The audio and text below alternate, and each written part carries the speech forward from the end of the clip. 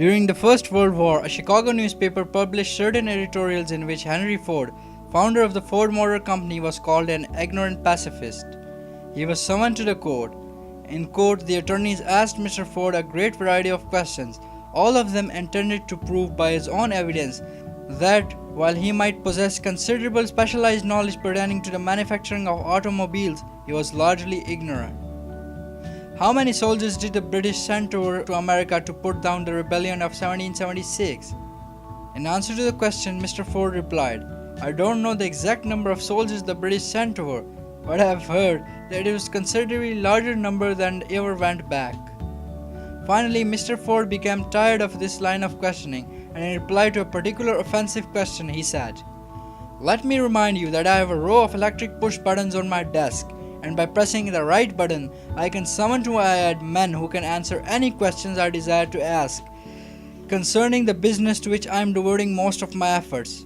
Now will you kindly tell me why should I clutter up my mind with general knowledge for the purpose of being able to answer questions, when I have men around me who can simply supply any knowledge I require?"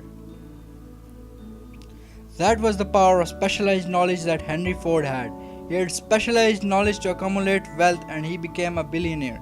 Successful people leverage the specialized knowledge of other people. Napoleon Hill, author of this book, was called by Andrew Carnegie, the famous billionaire, and told, "I will open the door to 500 richest people in America so you can interview them. Take all their information and put it in a series of books to help other young people be successful much faster. But I am not gonna give you any penny. What will you do?" The answer of Napoleon was affirmative, and he started writing this book, Think and Grow Rich.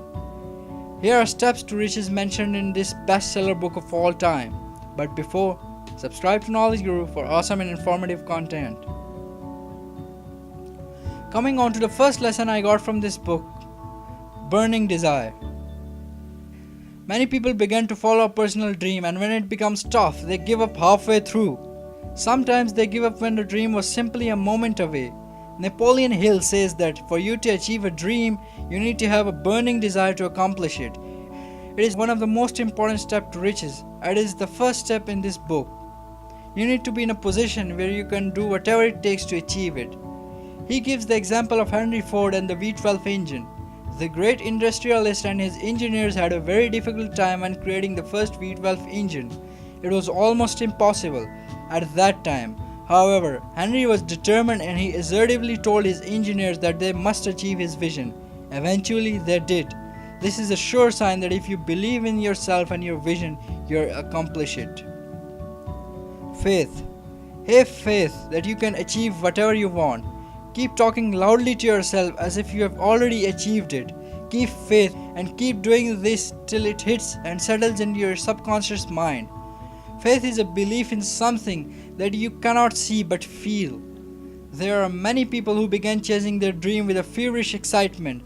However, they began to encounter some obstacles. They experienced doubt and disbelief from their friends and family. This doubt in their dreams began to eat at them and causes them to lose faith in themselves. Therefore, to achieve your dream of gaining, you should have faith in yourself. Natural manifestation. Riches begins in your mind. Whatever amount you can conceptualize in your mind and truly believe in it, it will start manifesting into the physical world. Create your strategy and just start taking action. Make sure you loudly speak your self-talk to yourself every day, morning and evening. It has to manifest. It is energy. It cannot be destroyed. Implementing an idea. Being able to conceptualize and implement an idea is far more wealth creating and in demand than any specialized knowledge. Knowledge is available in every corner of the world, while an idea implementation capability is rare. Ideas live on even after the brain that creates them gets dissolved in dust. Ideas need to be nurtured and taken care of in the beginning. Then they must be self-sustaining and even overpower the creator. According to Napoleon Hill, the ability to implement an idea is more important than the knowledge about it. Many people know a great variety of concepts and things. However, very few are able to see some relationship between these concepts. Create an idea and then implement it. Nothing can stop an idea whose time has come. It will burn in the back of your mind. The author says that it's up to you to fan it into a blazing fire or regretfully watch it flicker for the rest of your life. Nurture your idea and let it grow.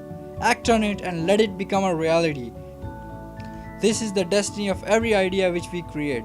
As it is said, knowledge is not power. Knowledge is the potential for power. Knowledge becomes power only when you take action. Winners and quitters. Napoleon Hill famously showed in his book that winners never quit and quitters never win. From a real life perspective, this statement rings true. Failure is a part of the process of winning. If you fail, understand that it's temporary. After that, create a new plan, fix the initial problem, and keep going. It's also very important to know that failure is only temporary, however, success can be permanent. Like the Marine Corps mantra, improvise, adapt, and overcome. Persistence. Keep persisting. You'll be tested maybe for years, but if you continue to demand, your demands will be manifested for sure. 10 years is the average it takes for us to master any art and come out as extraordinary.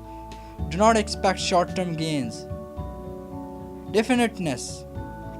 Riches don't respond to wishes, they respond to definite plans backed up by definite desire and an unshattering persistence.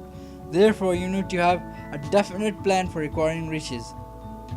These were few of the extracts from the book Think and Grow Rich by Napoleon Hill. If you want to add something to this or you think I might have missed something, then please mention it down in the comments below. And as we know, sharing is caring. So share this video with your friends, and thanks for watching.